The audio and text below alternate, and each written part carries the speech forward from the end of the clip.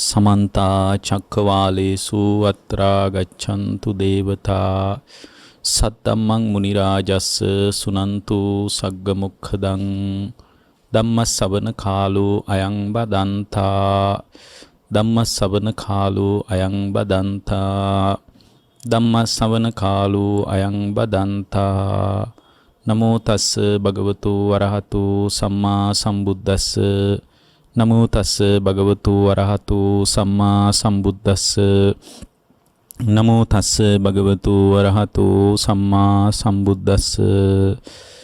ඒ අපගේ ශාස්ත්‍රු සම්මා සම්බුදුරජාණන් වහන්සේට අප හැම දිනාගේම নমස්කාරය වේවා. පින්වත්නි, මේ ලෝකය දුක මතයි පිහිටා තිබෙන්නේ.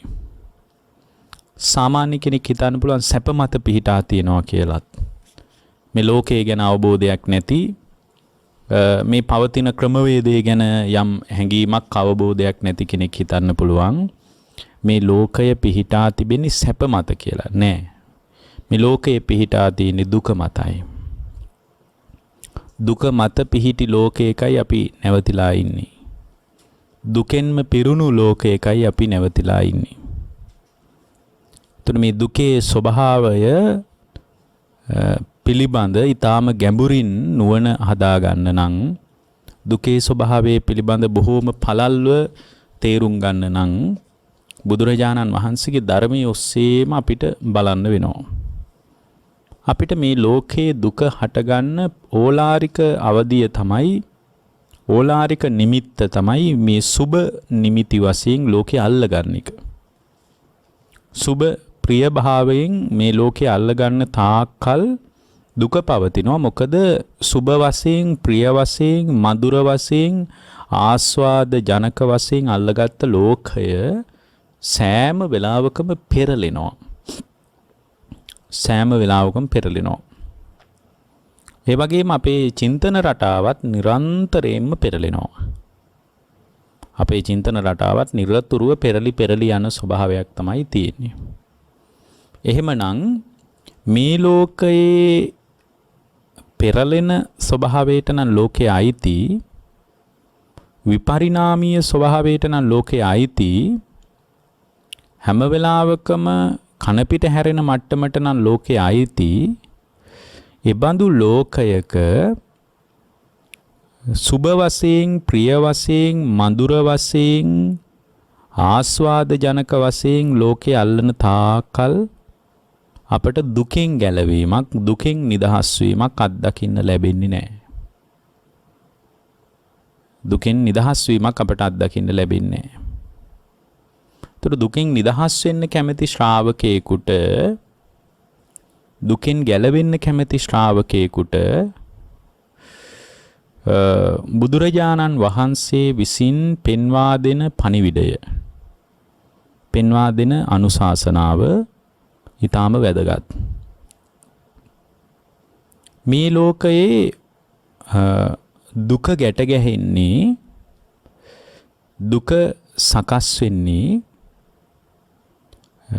එක පැත්තකින් සුබ නිමිත්ත නිසා, අනිත් එක තමයි තමන්ගේ පැත්තෙන් අයෝනිසෝ මනසිකාරය නිසා. එතකොට අපේ හිත තුළ රාගය ඇති වෙනකොට ඒ රාගය ඇති වුණ බව අපිට අඳුන ගන්න බෑ. එතකොට අඳුන ගන්න බැරි කම නිසාම, ඒ අඳුන ගන්න බැරි වෙන්නේ මොකක් නිසා? අයෝනිසෝ මනසිකාරයයි සුබ නිමිත්තයි පදනම් කරගෙන. අයෝනිසෝ මනසිකාරය සහ සුබ නිමිත්ත පවතින තාකල් සරාගී සිත විසින් අපව යට කරනවා. ඒ නිසා අපි මේ ස්වභාවයේ තේරුම් අරගෙන මේ ලෝකයේ සුබ නිමිත්ත බැහැර කරගන්න අවශ්‍යයි. ඒ වගේම මේ ලෝකයේ සම්බන්ධ පවතින මේ ලෝකයේ අත්දැකීම් දෙස මම බලන නුනුවණින් විමසීම අයින් කරගන්න ඕන. ඒක අයින් කරලා සැබෑවටම මම නුවණින් විමසන ශ්‍රාවකෙක් විය යුතුයි. එතකොට මේ නුවණින් විමසන ශ්‍රාවක භාවයක් මා තුළ ගොඩනැගිච්ච දවසට මට පුළුවන් රාගයෙන් බැට නොකන හිතක් හදාගන්න. මොකද මේ සුබ නිමිති වශයෙන් ගත්ත ලෝකයේ යථාර්ථය කුමක්ද කියලා මම හේතුන් අරගෙන විමසනකොට මට තේරෙනවා භාග්‍යවතුන් වහන්සේගේ ධර්මයේ තියෙන ආශ්චර්යයට මට තේරෙනවා මේ ලෝකේ සුබ නිමිති වශයෙන් ගන්න දෙයක් නැහැ. අසුබය, අනිත්‍යතාවය, දුක, අනාත්මය ආදී මූලික යථාර්ථවාදී කාරණාවලටයි මම මේ සුබ නිමිත්ත වශයෙන් ගත්ත නිමිතිවල මූල බීජ අයිති වෙන්නේ. එතකොට ඒ නිසා සුබ නිමිත්ත පවතින තාක්කල් මගේ හිතේ රාගය උපදිනවා. එතකොට ඒ රාගසිත අඳුන ගන්න බෑ අයෝනිසෝ මනසිකාරයේ තිබ්බොත්.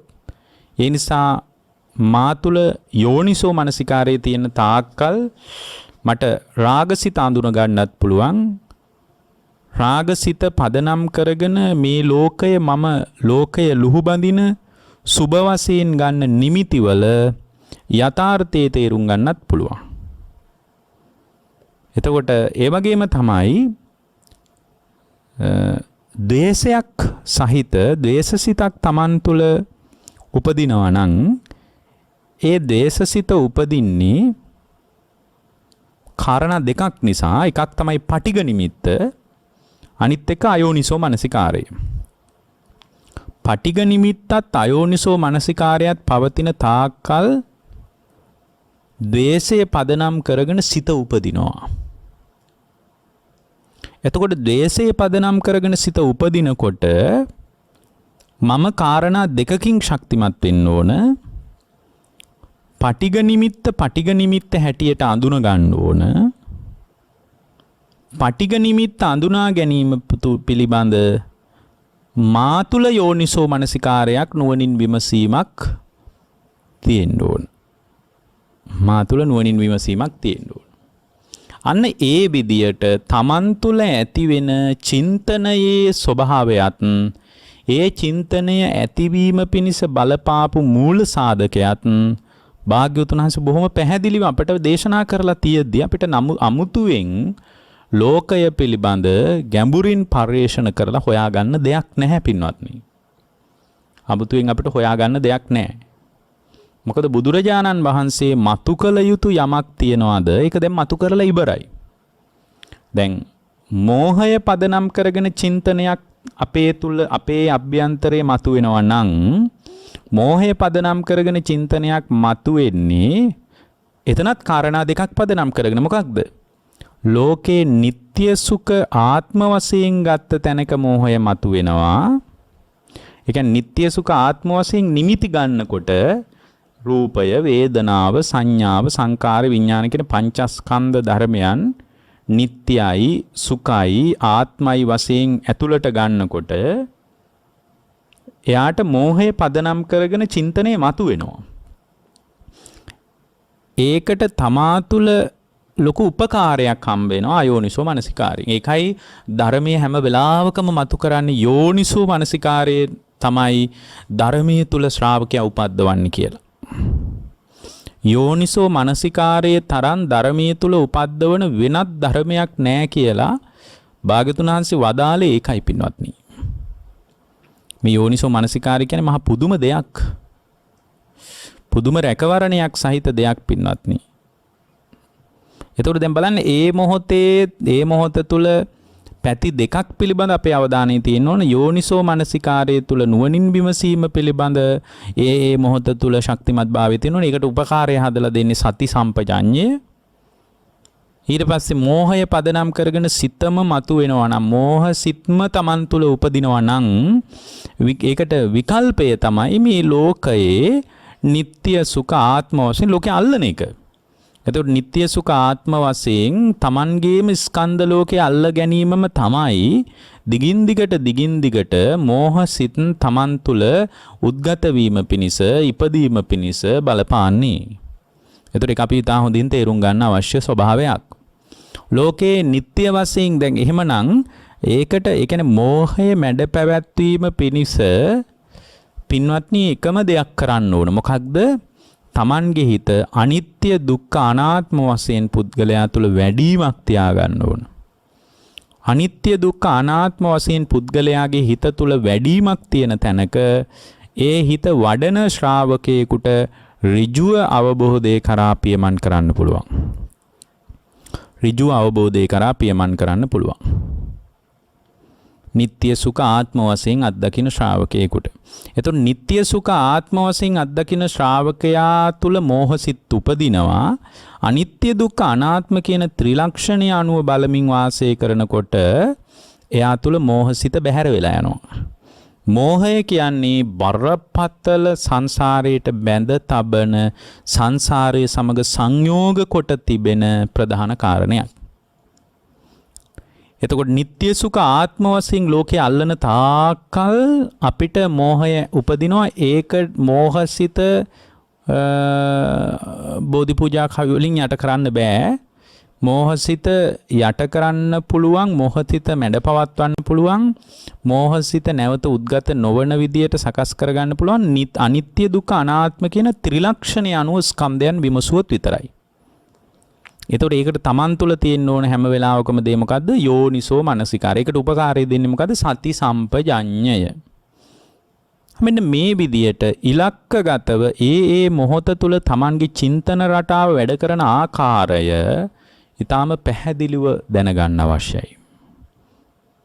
දැන් තමන්ගේ හිත සංකිට්ත වෙලා තියෙනවා නම්, සංකිට්ත සිතක් නම් තියෙන්නේ,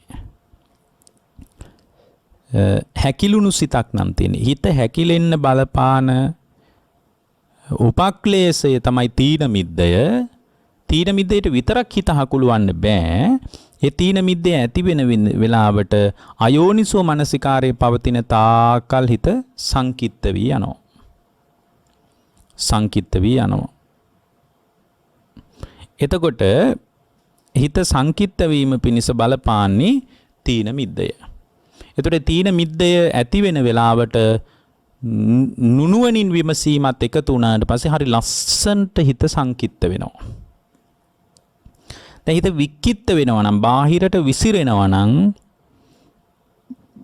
ඒ බාහිරට විසිරෙන තැනක ප්‍රධාන වශයෙන් අයෝනිසෝ මනසිකාරයේ තියෙනවා. එතනත් සුබ නිමිත්තේ විශාල උපකාරයක් තියෙනවා. එතකොට ඒ මොහොත තුළ තමන්ගේ හිත පිළිබඳ ඊටාම ගැඹුරින් විශ්ලේෂණය කරලා තමන්ගේ හිත පිළිබඳ ගැඹුරින් විමසලා බලන ශ්‍රාවකයෙකුට තමයි මේ හිත පිළිබඳ ගැඹුරින් තේරුම් අරගෙන හිතෙන් නිදහස් වෙන්න පුළුවන් වෙන්නේ. එතකොට දැන් ඔය අතර ඊටා ධනාත්මක, ඊටා සුබවාදී චින්තනයන් තමන් තුළ උද්ගත වෙනකොට දැන් මහත්ගත සිතක් කියලා කියමුකෝ. මහත්ගත සිතක් උපදින්නේ නීවරණයන්ගෙන් බැට නොකන තැනක, නීවරණයන්ගෙන් පීඩා නොවිඳින තැනක. ඒකටත් සති සම්පජඤ්ඤයේද යෝනිසෝ මනසිකාරයේද වැදගත්. එතන ධ්‍යාන සිත් පිළිබඳ අදහසක් මතුවෙනවා. මහත්ගත සිතක්.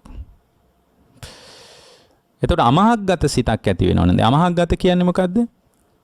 අමහත්ගත සිත කියලා කියන්නේ නීවරණ නිසා දුර්වල වෙච්ච සිත. අමහත්ගත සිත කියන්නේ මොකක්ද? අමහත්ගත සිත කියන්නේ නීවරණයන් නිසාම දුර්වල වෙලා හිත. එතකොට නීවරණයන් නිසා දුර්වල වෙච්ච හිතක් නම් තියෙන්නේ. ඒ නීවරණයන් මත දුර්වල වෙච්ච හිත නීවරණයන්ගෙන් බැටකන හිත, නීවරණයන් ඔස්සේ ඒ මොහොතේ බැටකන්නේ කවර කාරණයක් මතද කියලා ඒ ඇතිවෙච්ච නීවරණය ඔස්සේ විමසන්න ඕන.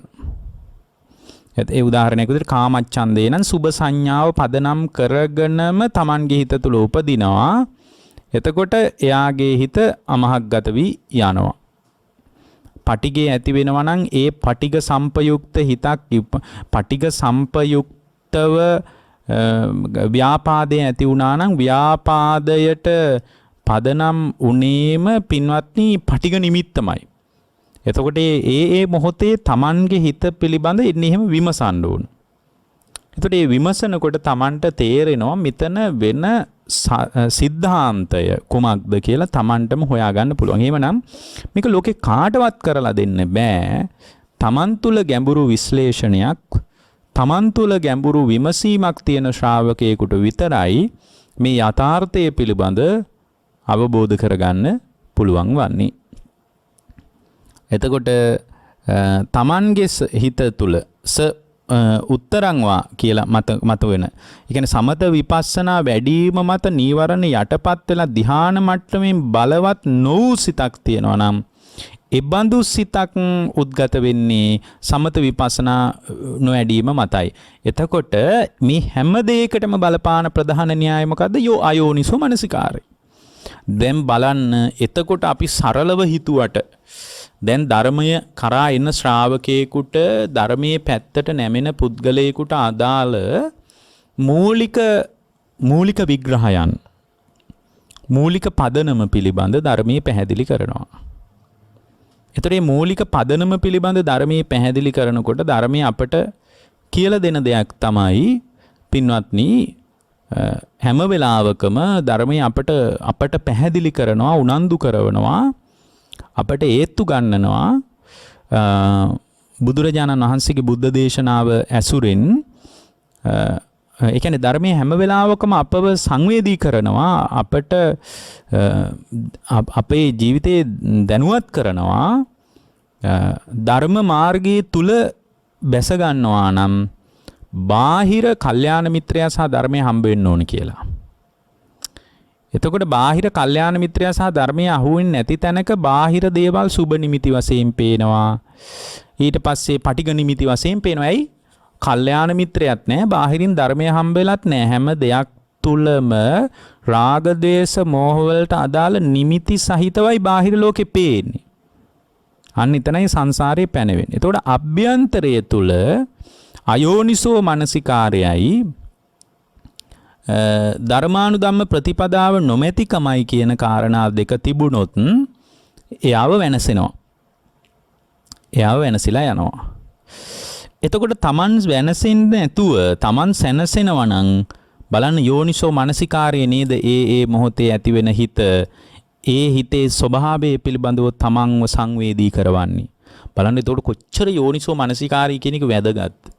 සෝතාපට්ටි අංග විදියට මේව පැහැදිලි කළේ භාග්‍යවතුන් වහන්සේ. මේ යෝනිසෝ මනසිකාරය බලන්න පින්වත්නි, මේ ලෝකේ සුබ නිමිති අහුණත් එතන යෝනිසෝ මනසිකාරය නැති වෙච්ච තැනයි. පටිඝ නිමිති අහුණත් යෝනිසෝ මනසිකාරය නැති වෙච්ච තැනයි. ලෝකේ නිට්ටයයි සුඛයි ආත්මයි කියලා යමක් ඇල්ලුවොත් එහෙම ඒ අල්ලන්නෙත් යෝනිසෝ මනසිකාරය නැති වෙච්ච තැනයි. නීවරණයන්ගෙන් හිත බැට කන මට්ටමට හිතපත් උනොත් ඒපත් උනේත් යෝනිසෝ මනසිකාරය නැති වෙච්ච නිසායි. සමත විපස්සනා වශයෙන් වැඩින් නැතුව නීවරණයන්ගෙන් යටපත් වෙච්ච ධානසිතක් මත උනොත් ඒ ධානසිත නීවරණයන්ගෙන් යටපත් උනේ ධානසිත යෝනිසෝ මනසිකාරය නැති වෙච්ච නිසායි. යම් වෙලාවක යෝනිසෝ මනසිකාරය ඇති වුණොත් එහෙම එයා තුළ ඊට ධනාත්මක සමාහිත සිතක් උපදිනවා. ඒ කියන්නේ සමත විපස්සනා ආදී කුසල් අරමුණු මනාව පිහිටුවාගෙන එකඟ වෙච්ච සිත කියන එකඟ වෙච්ච සිතක් තියා ගන්නවා. ඒකට කියන්නේ මොකද්ද? සමාහිතං වාචිත්තං. සමාහිත. එතකොට මේ සමාහිත සිත කියන එක උපන්නේ මොකක් නිසාද? අයෝනිසෝ මනසිකාරය නැති වෙච්ච නිසා. යෝනිසෝ මනසිකාරය තිබ්බ නිසා පින්වත්නි. යම් වෙලාවක විමුක්ත සිතක් උද්ගත වුණා නම්, විමුක්ත සිත කියලා කියන්නේ මොකද්ද? අවබෝධ ඥානයෙන් කෙලෙසුන්ගෙන් මිදී ගිය සිතට කියනවා විමුක්ත සිත කියලා. මොකද්ද විමුක්ත සිත කියන්නේ? අවබෝධ ඥානයෙන් කෙලෙසුන්ගෙන් සම්පූර්ණ මිදුණු සිත, විමුක්ත සිත. ඒතර විමුක්ත සිතක් උපන්නේ මොකක් නිසාද? යෝනිසෝ මනසිකාරය නිසා. නුවණින් විමසීමේම අග්‍ර ප්‍රතිලාභයේ විදියට තමයි ඒ පුද්ගලයාට සම්පූර්ණ විමුක්ත සිතක් උද්ගත වුනේ. ඒ වගේම යම් වෙලාවක සිත කෙලෙසුන්ගෙන් නොමිදුණු සිතක් තියෙනවා නම්, දැන් ධ්‍යානත් දියුණු කරනවා, භාවනාත් කරනවා. ඒ භාවනා කරනකොට සමහර විට යා මේ සුබ වශයෙන් අල්ලන්නෙත් නැහැ, පටිඝ වශයෙන් අල්ලන්නෙත් නැහැ. මේ විදියට තීන මිද්දෙන් යට වෙන්නෙත් නැහැ. නමුත් පින්වත්නි, හිත කෙලෙසුන්ගෙන් නොමිදුණා නම් ඒ හිතට කියනවා අවිමුක්ත සිත කියලා. මිදුන් නැත්තම් එතනත් යෝනිසෝ මනසිකාරයේම අඩුවක් තියෙන. ඒ නිසා ධර්මීය පුහුණු කරන කෙනෙක් පළවෙනියෙන් ගොඩනගා ගන්න ඕන වැදගත් මූලික ලක්ෂණයක් තමයි යෝනිසෝ මනසිකාරය. යෝනිසෝ මනසිකාරයේ නැති තැනක පින්වත්නි අවබෝධය කරා යන ශ්‍රාවකයෙකුට අවබෝධය කරා යන්න පුළුවන් විදියට Tamanගේ චින්තන රටාව ආධ්‍යාත්මික ප්‍රවේශයේ ගොඩනගෙන්නේ නැහැ. එතකොට මේ යෝනිසෝ මනසිකාරයේ මත පිහිටපු ශ්‍රාවකයා තුල තමයි පින්වත්නි මේ අනුසය ධර්මයන් ප්‍රහාණය වෙන්න පටන් ගන්න. මොකද තමන්ව විමසන ශ්‍රාවකයෙක් තමයි එතන ඉන්නේ. එතකොට තමන්ව විමසන ශ්‍රාවකයෙකුට ඒ තමන්ව විමසීමේ අග්‍ර ප්‍රතිලාභයක් විදියට තමයි අනුසය ධර්මයන් කාමරාගානුසය, පටිඝානුසය, දිට්ඨියානුසය, විචිකිච්ඡානුසය, මානානුසය, භවරාගානුසය, අවිජ්ජානුසය කියන මේ අනුසය ධර්මයන් ප්‍රහාණය කරගන්න පුළුවන් වෙන්නේ. එතකොට මේ අනුසය ධර්මයන් ප්‍රහාණය වෙච්ච තැනක තමයි විමුක්ත ස්වභාවය මතුවෙන්නේ. ඒකට මහා පුදුම උපකාරයක් හදලා දෙන දෙයක් තමයි යෝනිසෝ මනසිකාරය කියලා කියන්නේ. ඒක විශාල උදව්වක්, පොඩි උදව්වක් නෙමෙයි. විශාල උදව්වක්. එතකොට මේ විශාල උපකාරය තුලින් ජීවිතේ විමර්ශනය කරන ශ්‍රාවකයෙකුට අවබෝධය කරා ක්‍රමානුකූලව පියනගන්න අවකාශය ලැබෙනවා. ඒ අවබෝධය කරා ක්‍රමානුකූලව පියනගන්න ලැබෙන උපකාරාර්ථය අවදිය ඊටාම ප්‍රශස්ත අවස්ථාවක්. ඒ ප්‍රශස්ත අවස්ථාව පිණිස ශ්‍රාවකයා ටිකෙන් ටික ශක්තිමත් වෙනවා නම් එයා හිත හදා ගන්න ඕන විදිහ ගැන භාගතුන් වහන්සේ අපට බොහොම ලස්සනට පැහැදිලි කළා. එතකොට ඒ පුද්ගලයා තුලින් යෝනිසෝ මනසිකාරය කියන එක නිකම්ම පිහිටන්නේ නුවණින් විමසීම කියන එක. මොකද ලෝකේ නුවණින් විමසීමට ඉඩක් හම්බ වෙන්නේ ලෝකේ නුවණින් විමසන්න එපා කියලායි ලෝකේ ගොඩක් ඉගැන්වීම් කියන්නේ. දෙවියන් වහන්සේට විරුද්ධව නුවණින් විමසුවොත් එහෙම ඒක දෙවියන් වහන්සේට විරෝධාකල්පයක් විදියට. දෙවියන් වහන්සේ Tamanව අතහරින්න හේතු වන දෙයක් විදියටයි පෙන්වන්නේ. නමුත් නුවණින් විමසන ශ්‍රාවකයා තුල නුවණින් විමසීමේ උනන්දු ඇතිවෙන ශ්‍රාවකයා තුල පින්වත්නි ක්‍රමානුකූලව Tamanගේ අනුසය ධර්මයන් ප්‍රහාණය වෙනවා. ඒත් එක්කම පින්වත්නි Taman තුල යම් පිරිහීමක් ඇති වෙන ධර්මයක් තියෙනවා නම් ඒ පිරිහීම කරා Tamanව යොමු වෙන්නේ.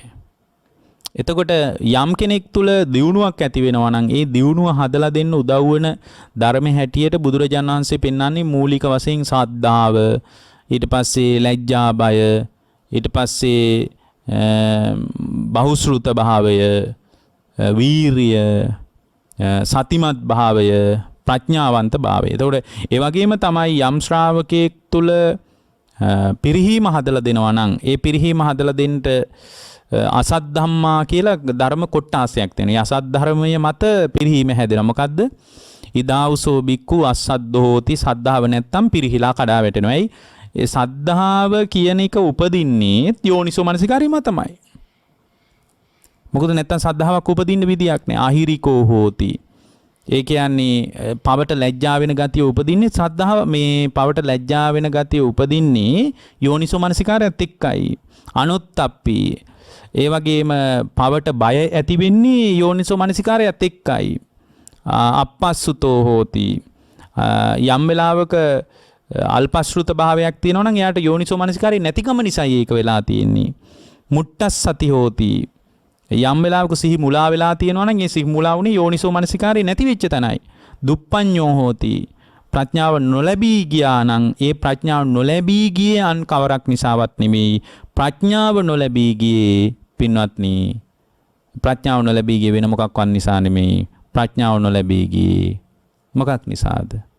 ප්‍රඥාව නොලැබුණේ පින්වත්නි තමා තුල තමන්ගේ ජීවිතයේ තුල යෝනිසෝ මනසිකාරය නැති වෙච්ච. බලන්න මේ ධර්මයේ තුල යම් වෙලාවක විමුක්ති පිනිස විමුක්තිගාමී පුද්ගලයෙක් බිහි වෙනවා නම් ඒ බිහි වෙන ශ්‍රාවකයා තුල යෝනිසෝ මනසිකාරයේ තරම් ප්‍රබල ධර්මයක් තවත් පේන්නේ නැහැ පින්වත්නි. ඒ වගේම යම් පුද්ගලයෙක් තුල දුකසේ අවබෝධ කරගත යුතු යම් දහම් පරයයක් තියෙනවා. මේ දුකසේ අවබෝධය කරා යනවනම් මොනවද මේ දුකසේ අවබෝධය කරා යන්න ඕන කාරණේ? ඉදාවුසෝ බික්කු ධම්මඤ්ඤූච. යම් වෙලාවක ධර්මය දකිනවා නම් Taman තුලින්. මොකද ධර්මයේ දැකීම තුල තමයි බුදුරජාණන් වහන්සේ දැක ගන්න තියෙන්නේ. ඒ වගේම අත්තඤ්ඤූච අර්ථය දැනගන්නවා නම් අර්ථය මොකක්ද අර්ථය? සම්පූර්ණයෙන්ම මේ හේතුඵල සහිත ගැට ගැහිම හේතු නිරුද්ධ වීමෙන් නිරුද්ධ වී යනවා කියන අර්ථය දැනගන්නවා නම් අත්තඤ්ඤූච මෙතන එකම වචනේ වගේ තිබ්බට අත්ථ කියනකොට මුල් වචනේ තුල මහ ප්‍රාණ වචනය මහ ප්‍රාණ අක්ෂර භාවිතා වෙන්නේ. අත්තඤ්ඤූච කියලා මුල් වචනේ මහ ප්‍රාණ තමයි සජ්ජායනා වෙන්නේ. එතකොට එතන අත්තඤ්ඤූච කියනකොට පින්වත්නි අර්ථය සම්පූර්ණයෙන්ම ධර්මයේ පිළිබඳ දැනගන්නවා නම් ඒ දැනගැනීම ඇති වෙන්නේ සම්පූර්ණයෙන් යෝනිසෝ මනසිකාරයේ නිතයි. ඊළඟට අත්තඤ්ඤූච කියලා පැහැදිලි වෙනවා. ඒ එතන අත්ත කියලා කියන්නේ පින්වත්නි මේ තමාගේ දියුණුව, තමන් දියුණු කළ ගුණධර්ම, තමා තුළ වැඩිච්ච ධර්මී ගැන දැනගන්නවා නම් ඒ දැනගැනීම ඒ කියන්නේ තමන් තුළ මෙච්චරක් වැඩිලා තියෙනවා මෙච්චරක් නොවැඩිලා තියෙනවා කියලා තමන්ව විමසීම මත තමයි ඒ නුවණ ඇති වෙන්නේ. ඒතර තමන්ව විමසනවා කියන එක යෝනිසෝ මනසිකාරයේ මත ඇති වෙන එකක්. අත්තඤ්ඤූත මත්තඤ්ඤූච. මොකද්ද මේ මත්තඤ්ඤූච කියලා කියන්නේ? මත්තඤ්ඤූච කියලා කියන්නේ පින්වත්නි මේ පරිහරණය කරන දේවල් තුල මත් වෙන්නේ නැහැ. සිව්පස පරිහරණය කිරීම තුල මත් වෙලා පිළිගන්නේ. එතන යම් කෙනෙක් සමහරලාවට ආහාර පාන ටික නිසා, සිවුරු පිරිකර නිසා, වාසස්ථාන නිසා, මේවා නිසා නොයෙක් අකුසල ධර්මයන් අපේ හිත තුළ ඇති වෙන්න පුළුවන්ද බැරිද? නොයෙක් අකුසල ධර්මයන් අපේ හිත තුළ ඇති වෙන්න පුළුවන්. ඒ ඇති වෙන්නේ පින්වත්නි යෝනිසෝ මනසිකාරේ නැති වෙච්ච නිසා. ආහාර ගන්නකොට යෝනිසෝ මනසිකාරේ පවත්වන විදිහ තමයි අර ප්‍රතිවේක්ෂණා කිරීම තුළ තියෙන්නේ. කොහොමද මේ ආහාර ටික ගන්නෙ? මත් වෙන්න නෙමෙයි, සරස ගන්න නෙමෙයි, මදායන මණ්ඩනායන විභූෂණා යාවදේ විමස්ස කායස්ස තිතිය මේ කෑම ටික ගන්නේ ඇපෙන්නම විතරමයි. බඹසරට පැවිද්දෙක් නම් බඹසරට අනුග්‍රහ පිණිසයි. ඉති පුරාණංච වේදනම් පටිහංකාමින වංච වේදනන්න උපාදේශාම් පුරෝගණ වේදනා ගන්නත් නෙමෙයි, හිස් කරගෙන වේදනා ගන්නත් නෙමෙයි. මේ ආහාර ටික ගන්න එකේ ඉලක්කය තමයි බඹසරටම අනුග්‍රහ පිණිස කියලා මේ මත්තඤ්ඤූච පමණ දැනගෙන යම් වෙලාවක පරිහරණය කරන දේ. මොකද මේ පරිහරණය කරන දේවල් මත ඕනෑම වෙලාවක අකුසලයෙන් යට යන්න පුළුවන්. ඒකෙන් තමන්ව පරිස්සම් කරන්න පින්වත්නි යෝනිසෝ මනසිකාරේ. එහෙනම් මේ ඔක්කොම අකුලලා කිව්වොත් අපිට කරන්න තියෙන එක දෙයයි. හැම ඉරියව් පරිහරණයක් තුළම නුවණින් විමසීම පවත්ව ගන්න එක මූලික වශයෙන්. ඊළඟට කාලඤ්ඤූච.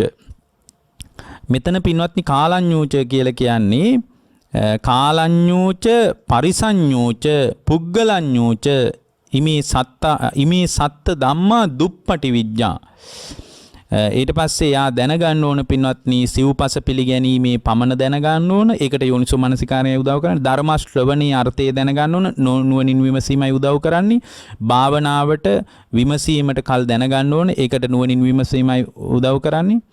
ඊට පස්සේ සත්පුරුෂයා අසත්පුරුෂයා දැනගන්න ඕනේ. ඒකට නුවණින් විමසීමයි උදව් කරන්නේ. ඇසුරු කළ යුත්තේ ඇසුරු නොකළ යුත්තේ දැනගන්න ඕනේ. ඒකට නුවණින් විමසීමයි උදව් කරන්නේ.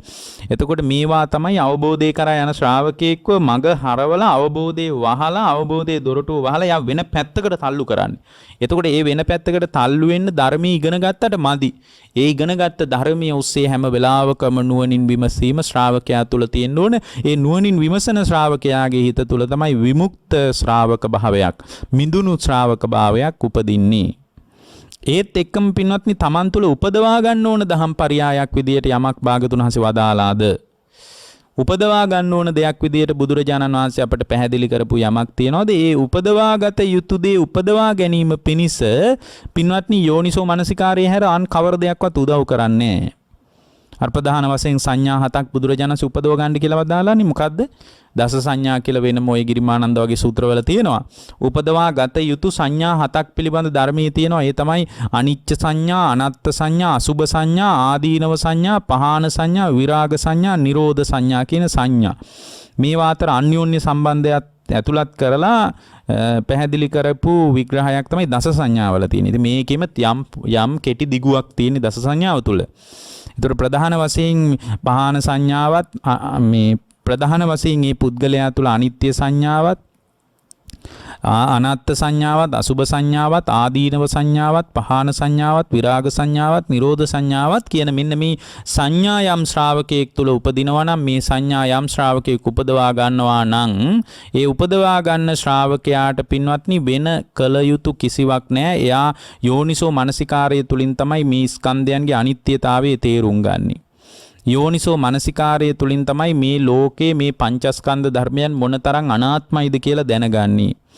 මේ පංචස්කන්ධ ධර්මයන් පිළිබඳ නොයල්මක් හට ගන්නවා නම්, විරාග සංඥාවක් උපදිනවා නම්, ඒ විරාග සංඥාව පිණිස උදව් කරන්නේ යෝනිසෝ මනසිකාරයමයි. මේ ස්කන්ධ ධර්මයන් ඇති වෙලා නැති වෙලා යන හටගෙන නිරුද්ධ වී යන ධර්මයන් නේද කියලා නිරෝධය Tamanගේ හදවත තුලින්ම දැනගන්න තියෙන්නේ. නිරෝධය සාක්ෂාත් කරගන්න තියෙන්නේ වෙන කොහොමවත් නෙමෙයි.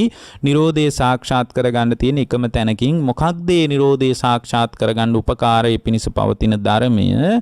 ඒ තමයි යෝනිසෝ මනසිකාරය. ඒ නිසා මේ හැම තැනකදීම ඔබට මේ ඔක්කොම කියලා මම එකයි කියන්නේ. මොකක්ද? පින්වත්නි, හැම වෙලාවකම පුළුවන් තරම් තමන්ගේ ජීවිතය තුල නුවණින් විමසීම තියාගන්න. ඒ නුවණින් විමසීම තියෙන තැනක තමයි පින්වත්නි පංච ඕරම්භාගීය සංයෝජන ප්‍රහාණය කරන මඟ විවෘත වෙන්නේ. නැත්තම් මඟ වැහිලා යනවා. කොච්චර බණ ඇහුවත් මඟ වැහිලා යන්න පුළුවන්. කතමෝ චානන්ද මග්ගෝ කතමා පටිපදා පංචන්නං ඕරම්භාගීයානං සංයෝජනානම් පහනාය කියලා ප්‍රසිද්ධ වාක්‍යයක් තියෙනවා. මොකක්ද ඒ කියන්නේ? මේ පංච ඕරම්භාගීය සංයෝජනය කළ යුතු මගයි පළවෙනියෙන් ශ්‍රාවකයා වඩන්න ඕන. මොනවද පංච ඕරම්භාගීය සංයෝජන? කාම සක්කාය දිට්ඨිය, විචිකිච්ඡාව, සීලබ්බත පරාමාස, කාමරාග, පටිඝ. මෙන්න මේ ටික තමයි මූලික වශයෙන් ඕරම්භාගීය සංයෝජන.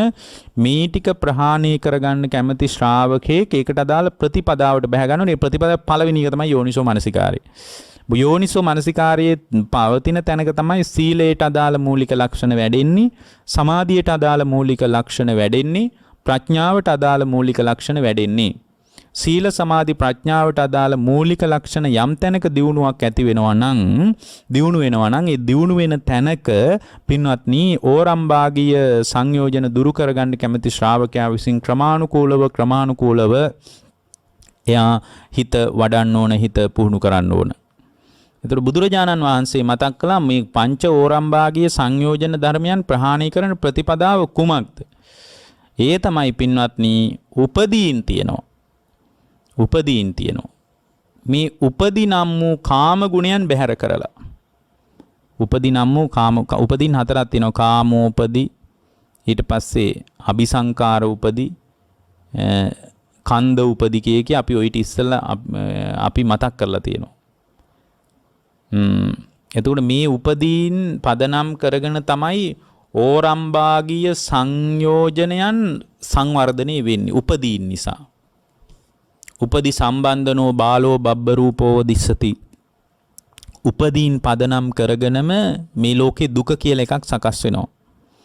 එතකොට මේ ඕරම්භාගීය සංයෝජනේ ප්‍රහාණය කරන මාර්ගයේ කුමක්ද කියලා වදාරලා භාග්‍යවතුන් වහන්සේ මතක් කරා මපින්වත් මහණෙනි, උපදි නම් වූ කාම ගුණයන් බැහැර කරලා අකුසල් ධර්මයන් ප්‍රහාණය කරලා ਸਰුවාකාරයෙන්ම හැම පැත්තෙන්ම කායික පීඩාව සංසිඳුවා ගැනීමෙන් කාමයන්ගෙන් වෙන් වෙලා අකුසල ධර්මයන්ගෙන් වෙන් වෙලා විතර්ක සහිත විචාර සහිත විවේකයෙන් හටගත් ප්‍රීති සුඛය ඇතිව පළවෙනි ධ්‍යාන උපදවාගෙන වාසය කරනවා නම්, එබඳු පළවෙනි ධ්‍යානෙ උපදවාගෙන වාසය කරන ශ්‍රාවකයෙකුගේ හිත තුල තමයි පංචෝරම්භාගීය සංයෝජන ප්‍රහාණය වෙන මාර්ගය තුල බැස ගැනීමක් ඇති වෙන්නේ.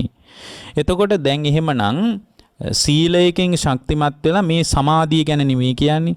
මේ බඳු සමාධිමත් සිතක් උපදව ගන්න පුළුවන් ද අයෝනිසෝ මනසිකාරයේ තියෙන ශ්‍රාවකයෙකුට. එයාට පුළුවන් කමක් නැහැ. එතකොට උපදි නම් වූ කාම ගුණයන් බැහැර කරලා අකුසල් ධර්මයන් ප්‍රහාණය කරලා. ඒ කියන්නේ පළවෙනි ධ්‍යානය තුල අකුසල් ධර්මයන් ධ්‍යාන සිත තුල ප්‍රහාණය වෙලායි තියෙන්නේ. කායික පීඩාවන් සංසිඳිලායි තියෙන්නේ. කායික පීඩාවක් තිබ්බත් ඒ පීඩාව නොදැනී යනවා. ඊට පස්සේ කාමයන්ගෙන් වෙන් වෙලා ඇසින් දකින රූපයන් පදනම් කරගෙන කාමාස්වාදයක් උපදින්නේ නැහැ. කන පදනම් කරගෙන කාමාස්වාදයක් උපදින්නේ නැහැ. නාසය පදනම් කරගෙන දිව පදනම් කරගෙන කය පදනම් කරගෙන පංචකාම ආස්වාදයක් උපදින්නේ කාමයන්ගෙන් එතන වෙන් වෙලයි තියෙන්නේ. අකුසල් ධර්මයන්ගෙනුත් වෙන් වෙලා යම් වෙලාවක මේ කාමයන් පදනම් කරගෙන කාම පරිේශණයකට බැහැලා ඒ කාම පරිේශණයේ තුල පරිේශණය කරන කාරණේ මත ලැබීම මත විනිශ්චය මත චන්දරාගයත් චන්දරාගයේ මත ඒකට බැසගෙන ගිලගෙන සිටීමත් මත අත්දැකීම තුල පින්වත්නි අවිආයුධ ගැනීම කලකෝලහාල කිලීම් සත්තදාන කලහ විවාද තුවන් පේසුඤ්ඤ මුසාවාදා අනේකා පාපක අකුසල ධම්මා සංවත්තති කියන නොඑක ආදී අකුසල් ධර්මයන් මෙතන උපදින්නේ මොකද කාමයන්ගෙන් වෙන් වෙලා අකුසල් ධර්මයන්ගෙනුත් වෙන් වෙලා කාමයන්ට පදනම් වන අකුසල් ධර්මයන්ට පදනම් වන සංස්කාරයන් දැන් මේ හිත තුල ගොඩ නැගින්නේ විතර්ක සහිතයි භාවනා කර්මස්ථානයේ සම්බන්ධ විතර්කයේ මතයි පිහිටායිනි විචාර සහිතයි කර්මස්ථානයේ අරමුණු වෙච්ච අරමුණු සම්බන්ධ විචාරයක් හිත තුල පැතිරිලායි පවතින්නේ විවේකයෙන් ඒ සම්පූර්ණයෙන්ම විවේකය කියලා කියන්නේ අර පංචකාමයන් ඔස්සේ පංචකාමයන් විමසන් නැති චින්තනයක් තමයි මේ තුල දැන් ක්‍රියාත්මක වෙන්නේ ඒ නිසා පින්වත්නි සම්පූර්ණ විවේකයක් පවතින්නේ පංචකාමයන්ගෙන් විවේකයක් හටගෙන තියෙන පංචකාමයන් ඔස්සේ ලුහු බඳින ගතියක් නැහැ විවේකයෙන් හටගත්ත විතර්ක සහිත විචාර සහිත විවේකයෙන් හටගත්ත ප්‍රීතිය සුඛය ප්‍රීතියත් ඇති වෙලා සුඛයත් ඇති වෙලා කයයි මනසෙයි දෙපැත්තේම ප්‍රීති සුඛ ඇති වෙලා ප්‍රථම ධානයෙන් වාසය කරනෝනේ ප්‍රථම ධානයෙන් වාසය කරනකොට කාමච්ඡන්ද ආදී නීවරණයන් දැන් උපදින්නේ නීවරණයන් උපදින්නේ නැති හිතක තමයි විපස්සනාවට සූදානමක් තියෙන්නේ. දැන් මේ බඳු හිතක් උපදවා ගන්න පුළුවන් ද අයෝනිසෝ මනසිකාරයේ තියෙන කෙනෙකුට බෑ. අයෝනිසෝ මනසිකාරයේ තියෙන කෙනෙකුට ඒ බඳු හිතක් උපදව ගන්න පුළුවන් කමක් නැහැ. එතකොට ඒ බඳු හිතක් තුල පිහිටා තමයි පින්වත්නි යම් ශ්‍රාවකෙක් එබඳු සිතක් තුල පිහිටා බුදුරජාණන් වහන්සේ පැහැදිලි කරනවා ඒ යෝනිසෝ මනසිකාරයේ නුවණින් විමසීම ඇති ශ්‍රාවකයා විසින් එබඳු සිතක් උද්ගත කරගත්තට පස්සේ ඒ ප්‍රථම ධානයේ තුලදී බුදුරජාණන් පැහැදිලි කරනවා කතමාචානන්ද මග්ගෝ කතමා පටිපදා පංචන්නං ඕරම්භාග්‍යානං සංයෝජනනම් පහනයි. ඕරම්භාග්‍ය සංයෝජන ප්‍රහාණය කරගන්න පැහැදිලි වැඩපිළිවෙල මෙතන පැහැදිලි වෙනවා. ඒ ප්‍රථම ධානයේ තුල පිහිටා රූපයට අයිති යම් දෙයක් ඇද්ද? මොන භාගතුන් වහන්සේ වදාලා විඳීමට අයිති යම් දෙයක් ඇද්ද? සංඥාවට අයිති යම් දෙයක් ඇද්ද? සංස්කාරයන්ට අයිති යම් දෙයක් ඇද්ද? ඒ වගේම විඥාණයට අයිති යම් දෙයක් ඇද්ද?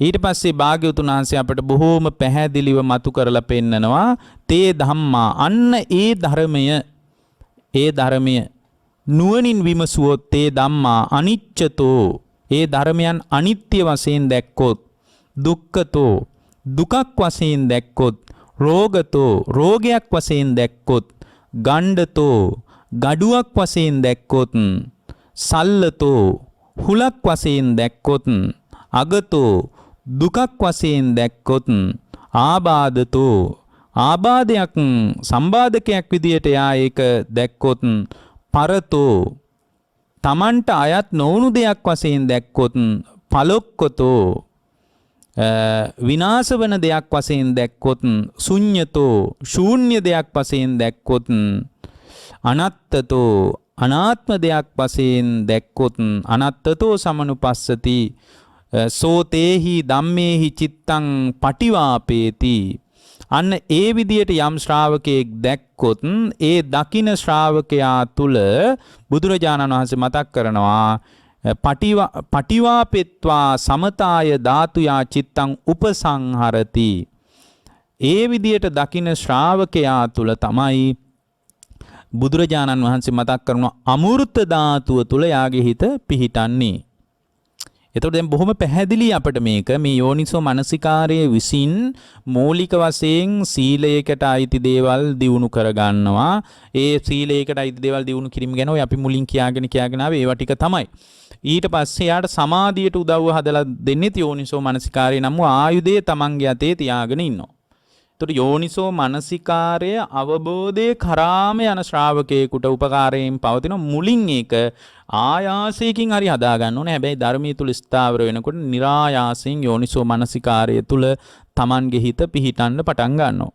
નિરાයාසයෙන් යෝනිසෝ මනසිකාරය තුල තමන්ගේ හිත පිහිටන්න පටන් ගන්නවා. එතකොට ඒ විදියට යම් කෙනෙක් දකිනකොට පින්වත්නි ඒ බුදුරජාණන් වහන්සේම පැහැදිලි කරනවා සෝතේහි ධම්මේහි චිත්තං පටිවාපේති සෝතේහි ධම්මේහි චිත්තං පටිවාපෙත්වා අමතාය ධාතුයා චිත්තං උපසංහරති. ඔය විදියට 11 ආකාරයකින් ඒ ස්වභාවය රූපය තුලත් වේදනාව තුලත් සංඥාව තුලත් සංස්කාරය තුලත් විඥානයේ තුලත් ඇතිවීමද නැතිවීමද ඊට පස්සේ එතනින් එහාට ගිහින් ආස්වාදයේද ආදීනවේද නිස්සරණයේද ප්‍රතිපදාවද ඒ වනිරුද්ධ කරන ප්‍රතිපදාවද මේවා ටික හොඳට පැහැදිලිව දැනගන්නකොට සෝතේහි ධම්මේහි චිත්තං පටිවාපේති. ඒ ස්වභාවයෙන් යුතු දේවල් වලින් හිත බැහැරට ගන්නවා නම් අර උපාදානීය ස්වභාවයක් තිබ්බනම් ඒ උපාදානීය ස්වභාවයෙන් හිත මුදව ගන්නවා නම් මුදව ගත්ත තැනක සෝතේහි ධම්මේහි චිත්තං පටිවාපෙත්වා අමතාය ධාතුයා චිත්තං උපසංහරති. ඒ වගේම සියලු සංස්කාරයන්ගේ සංසිඳීමක් ඇද්ද? මොකද මේ උපාදානයේ මත පිහිටා ඉන්න තාක්කල් සංස්කාර ධර්මයන් මත හිත පිහිටනවා. එතකොට මේ සංස්කාර ධර්මයන් මත පිහිටා ඉන්නකොට කෙලෙස් උපදීන්ගෙන් Tamanගේ හිත මැඩ පවතිනවා. මැඩ ගන්නවා තමන් කෙලෙස් උපදීන්ගෙන්. එතකොට කෙලෙස් උපදීන්ගෙන් හිත මැඩ පවත්වනවා නම් කෙලෙස් උපදීන්ගෙන් හිත මුදවා ගන්නවා නම් ඒ ස්වභාවය තුල කවරකද පංචස්කන්ධේ 11 ආකාරයකින් අනිත්‍ය වශයෙන්ුත් දුකක් වශයෙන්ුත් රෝගයක් වශයෙන්ුත් gaduwak වශයෙන්ුත් ඊට පස්සේ දුකක් වශයෙන්ුත් හුලක් වශයෙන්ුත් ආබාධයක් වශයෙන්ුත් Tamanට අයිති නොවන දෙයක් වශයෙන්ුත් විනාශ වන දෙයක් වශයෙන්ුත් ශූන්‍ය දෙයක් වශයෙන්ුත් අනාත්ම දෙයක් වශයෙන්ුත් දකින්නකොට ඉතින් මේ දැක්ම නැති නිසා තමයි මේ ලෝකයත් අපි තුරුල් කරගෙන බාහිර ලෝකයත් අත අල්ලගෙන ප්‍රිය වශයෙන් මధుර වශයෙන් සුඛ ආස්වාදනීය වශයෙන් ලෝකය ග්‍රහණය කරගන්න පුළුවන් දේවල් තියෙනවමයි. ලෝකේ එහෙම දේවල් තියනවාමයි කියලා හිතාගෙන ඒකට ගිලිලා ඒකට බැහැලා අපි ඉන්නේ ඒකයි පින්වත්නි. ගිලිලා බැහැගෙන ඉන්නේ ඒකයි. ඒ නිසාම ඒ ගිලිලා බැහැගෙන හිටපු නිසාම ප්‍රියයන්ගෙන් වෙන්වීම ඒ වගේම අපි ප්‍රාර්ථනා කරන දේවල් අපි ප්‍රාර්ථනා කරන විදියට නොවීම මත නොයේක ආකාරයේ දුක්ඛයන් අපේ හිත තුළ උපදිනවනේ පින්වත්නි. නොයේක ආකාරයේ දුක්ඛයන් අපේ හිත තුළ උපදිනවා. එතකොට මේ නොයේක ආකාරයේ දුක්ඛයන් අපේ හිත තුල ඉපදිලා ඒ දුකෙන්ම අපිව යට යනවා. ඊට පස්සේ අඬනවා, වැළපෙනවා, කෑ ගහනවා, සෝසුසුම් හෙලනවා. මේ ඔක්කොම ඇති උනේ මේ පංචස්කන්ධය අනිත්‍ය දුක්ඛ රෝගයක්, ගඩක්, හුලක්, දුකක්, ආබාධයක්, අනුන්ට අයිති දෙයක්, විනාශ වන දෙයක්, ශූන්‍ය දෙයක්, අනාත්ම දෙයක් වශයෙන් අපිට හරියටම දැක ගන්න බැරි වෙච්ච නිසා. ඒ දැක ගන්න බැරිවීමේ අවුල හැටියට තමයි අපි මෙබඳු තත්ත්වයන්ට මුහුණ දෙමින් ඉදිරියට යන්නේ. ඉතින් මේක අපි මුහුණ දෙන බරපතල අවදානම. ඒතර මේ ස්වභාවයේ තේරුම් ගත්තම සෝතේහි ධම්මේහි චිත්තං පටිවාපෙත්වා සෝතේහි ධම්මේහි චිත්තං පටිවාපෙත්වා අමතාය ධාතුයා චිත්තං උපසංහරති. යම් සංස්කාරයන්ගේ සංසිඳීමක් ඇද්ද සියලු කෙලෙස් උපදීන්ගෙන් දුරලීමක් ඇද්ද තණ්හාවේ ක්ෂය වීමක් ඇද්ද අන්න ඒ தത്വෙටපත් වෙනවා. තණ්හාව ක්ෂය වෙනකොට ඒ රූප වේදනා සංඥා සංකාර විඥාන කියන පංචස්කන්ධයේ කෙරේ යම් ඇල්මක් පවතිනවා නම් අපේ හිත තුල ඒ ඇල්ම දුරු වෙන්න පටන් ගන්නවා. ඒ ඇල්ම දුරු වෙන්න පටන් ගන්නවා. ඒ ඇල්ම දුරු වෙනකොට ඒතං සන්තං ඒතං පනිතං යදිදං සබ්බ සංකාර සමතෝ සබ්බූ පදිපටි නිස්සග්ගෝ තණ්හක්කයෝ විරාගෝ නිරෝධෝ නිබ්බානಂತಿ. ඒ උපදීන්ගේ දුරුවීමක් ඇද්ද තණ්හාවේ ක්ෂය වීමක් ඇද්ද නොයල්මක් ඇද්ද තණ්හාවේ නිරෝධයක් ඇද්ද ඔය කියන කතාවට කියන්නේ අපි නිවන කියලා. ඒ බඳු නිවීමක් ඇද්ද? මෙයමයි ශාන්ත, මෙයමයි ප්‍රණීත කියලා අමෘත ධාතුව තුල හියාගේ හිත පිහිටන්න ගන්නවා. තේ පුද්ගලයා තුල අමෘත ධාතුවේ හිත පිහිටලා ඉන්න තාක්කල්, ඒ කියන්නේ තමන් අත්දකින්න ලෝකයේ තුල අමෘත ධාතුව තුල දැන් රාගය ඇති වෙන්නෙත් නැහැ, ද්වේෂය ඇති වෙන්නෙත් නැහැ, මෝහය ඇති වෙන්නෙත් නැහැ. එතකොට රාග ද්වේෂ මෝහ ඇති වෙන්නේ නැති විදියටයි යා තුල ඉන්ද්‍රිය පරිහරණයක්, ආයතන පරිහරණයක් ක්‍රියාත්මක වෙන්නේ. එතකොට මේ ඉන්ද්‍රිය පරිහරණය, ආයතන පරිහරණය තුල පින්වත්නි එයාට එයාගේ හිත තුල මේ රාගයක්වත් ඊට පස්සේ තණ්හාවක්වත් නන්දියක්වත් මොකක්වත් ඇති වෙන්නේ නැහැ. ඒ ඇති වෙන්නේ නැති වෙන්න උදව් කළේ මොකද්ද? අර 11 ආකාරයකින් ස්කන්ධ ලෝකේ විපස්සනා කියන ඒකට උපකාර කළේ මොකක්ද? ඒකට උපකාර කළේ අර පළවෙනි ධ්‍යානය, පළවෙනි ධ්‍යානසිත. ඒ පළවෙනි ධ්‍යානසිත ඇතුළුව මේ දක්වාම උපකාර කළ සමස්ත අර්ථය මොකද්ද? යෝනිසෝ මනසිකාරය. එතකොට මේ යෝනිසෝ මනසිකාරය තුල පිහිටා ඉන්නකොට ඒ පුද්ගලයාගේ හිත අමෘත ධාතුව තුල හිත පිහිටනවා. එතන ආශ්‍රවයන්ගෙන් ක්ෂය වීමටමයි පත් වෙන්නේ. එතකොට යම් වෙලාවක ආශ්‍රවයන් ක්ෂය වුණොත්, යම් වෙලාවක ආශ්‍රවයන් ක්ෂය වුණොත් ආසවානං කයම් පාපුනාති නොචේ ආසවානං කයම් පාපුනාති. ආශ්‍රවයන්ගෙන් ක්ෂය වීමකටපත් වුණොත් එහෙම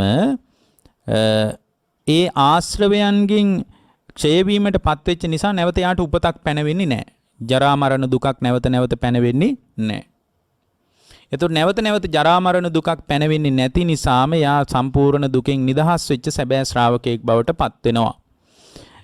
හැබැයි යම් හේකින් ආශ්‍රවයන් ක්ෂය වීමකට පත් නොවුනොත්, ආශ්‍රවයන් සම්පූර්ණ ක්ෂය වුණේ නැත්නම් ඒ ධර්මයේ කෙරෙහි ඇති වූ ඇල්ම හේතුවෙන් ඒ ධර්ම ආස්වාදයෙන් පංචෝරම්භාගික සංයෝජනයන් ක්ෂය කොට ඕපපාතිකව සුද්ධාවාස ලෝකයේ උපත කරා යනවා. එහෙමනම් මෙතන පැහැදිලි මේ ලෝකයට පෙරලා නොයන විදියටයි යා යන්නේ. එතකොට එහෙමනම් මෙතන හොඳට තේරුම් ගන්න, එතනදී වැදගත් දෙයක් මොකද්ද? යම් ආකාරයකට සංසිඳීමක් ඇද්ද? මොනවා ගැනද? සංස්කාරයන්ගේ. සංස්කාරයන්ගේ යම් ආකාරයේ මොන සංකාරය ඇති වුණත් දැන් මේ ධර්මයේ ඔස්සේ Tamanගේ හිත තුළ සංකාර ගොඩ නැගෙන්නේ නැද්ද? ගොඩ නැගිනවා. මේ සංස්කාරයන්ගේ සංසිඳීමක් ඇද්ද? කෙලෙස් උපදීන්ගේ දුරු කිරීමක් ඇද්ද? තණ්හාව ක්ෂය වීමක් ඇද්ද? නොයල්මක් ඇද්ද? තණ්හාවේ නිරෝධයක් ඇද්ද? නිවනක් ඇද්ද? මෙයයිම ශාන්ත, මෙයයිමයි ප්‍රණීත කියා අමෘත ධාතුව තුල යා හිත පිහිටව ගන්නවනි. අමෘත ධාතුව තුල හිත පිහිටවාගෙන ඉන්නකොට යාගේ ආශ්‍රවයන් ක්ෂය වෙලා සම්පූර්ණයෙන් නිවනටපත් වෙනවා. හැබැයි යම් හේකින් ආශ්‍රව ක්ෂය වීමට, සම්පූර්ණ ආශ්‍රව ක්ෂය වීමකටපත් නොවුනොත්, ධර්මයේ කෙරෙහි ඇල්මක් තිබ්බොත්, ඒ කියන්නේ එහෙනම් ධර්මයේ කෙරෙහි තැල්ම දුරු වෙච්ච තැනක තමයි සම්පූර්ණ ආශ්‍රව ක්ෂය වෙලා යන්නේ. ඒකනේ අපි නිතර කිවි නිබ්බානං නාබිනන්දති, නිවනවත් අභිනන්දනය කරන්න එපා කියලා. එතකොට දැන් ආශ්‍රව ක්ෂය වෙලා තණ්හාවක් නොහිටියත් ධර්මයේ කෙරෙහි පින්වත්නි ඒක ඊටාම ප්‍රණීත දෙයක්, ධර්ම ආස්වාදයේ කියන එක. ධර්මයේ කෙරෙහි ඇති ඇල්ම තිබ්බොත්, ධර්ම ආස්වාදයෙන් පංචෝරම්භාගීය සංයෝජනයේ ක්ෂයකට ධර්ම ආස්වාදයේ ස්වල්ප වශයෙන් තිබ්බත් ඕපපාතිකව සුද්ධාවාසයේ ලෝකේ ඉපදෙන්න තරම් පුළුවන්. හැබැයි ඒක බොහොම ස්ථාවර තත්ත්වයක්. මොකද ආයේ මේ කාම ලෝකෙට එන්නේ නැති මට්ටමක්. නමුත් පින්වත්නි පටිනිස්සග්ගානුපස්සනාවේදී ධර්මයේද විමුක්තියද මේ ඔක්කොම මානසික වශයෙන් අත්හැරලා දැම්මට පස්සේ යාගේ හිත සම්පූර්ණයෙන්ම අමෘත ධාතුව තුල පිහිටනවා. ඒ අමෘත ධාතුව තුල පිහිටන්නේ ආශ්‍රවයන්ගෙන් සම්පූර්ණ නිදහස් සුණු චිත්ත සංතානයක් හැටියටයි. ආශ්‍රවයන්ගෙන් සම්පූර්ණ නිදහස් වුණු සිතක් තියෙන ශ්‍රාවකයෙක් විදියට තමයි යාගේ හිත අමෘත ධාතුව තුල පිහිටන්නේ. එතකොට යම් වෙලාවක ඕලාරික වශයෙන් ආස්වාද ජනක බවක් නැහැ. නමුත් අර ධර්මයේ පිළිබඳ, ධර්මයේ කෙරෙහි යල්මක් තියෙනවා, ආස්වාදයක් තියෙනවා. මේ ධර්මාස්වාදයේ මොනතරම් සුන්දරද කියන අදහස ඒ ශ්‍රාවකයාගේ හිත තුල තියෙනවා. ඒ ස්වල්ප වූ කාරණේ පදනම් කරගෙන උනත් අරහත්ත්වයේ සම්පූර්ණ නොවෙන්න පුළුවන්. එතකොට ඒ අරහත්ත්වයේ සම්පූර්ණ නොවුනා කියලා යාගේ විමුක්තිය සම්පූර්ණ වැසිලා යනවද? නෑ අනාගාමී තත්වයටපත් වෙලා සුද්ධාවාස බඹලව ගිහින් ආය මෙහාට නෑවිත්ම, මෙහාට එන්නේ නැතුවම, ලෝකයට පෙරලා එන්නේ නැතුව, කාම ලෝකයට එන්නේ නැතුව එහෙදීම පිරිනිවන් පාන්න පුළුවන්. එහෙමනම් අන්තිමටම සියල්ලම මානසික වශයෙන් නිවනද ධර්මයේද ඔක්කොම අතහැරලා දාන්න ඕනේ. එතකොට පින නම් කොහොමත් අතහරින්නම වෙනවා. ඒසෝචේ බන්තේ මග්ගෝ ඒසා පටිපදා පංචන්නං ඕරම්භාග්‍යානං සංයෝජනානම් පහනාය අත කිංචරහි ඉදේ කච්චේ බික්කු චේතෝ විමුක්තිනෝ ඒකච්චෝ බික්කු පඤ්ඤා විමුක්තිනෝ. අන්න එතන ඕරම්භාගයේ සංයෝජන ප්‍රහාණය වෙලා ප්‍රතිපදාව සම්පූර්ණ වෙලා චිත්ත විමුක්තියත් ප්‍රඥා විමුක්තියත් පිණිස ඒ ශ්‍රාවකයාට අවකාශය සැලසෙනවා.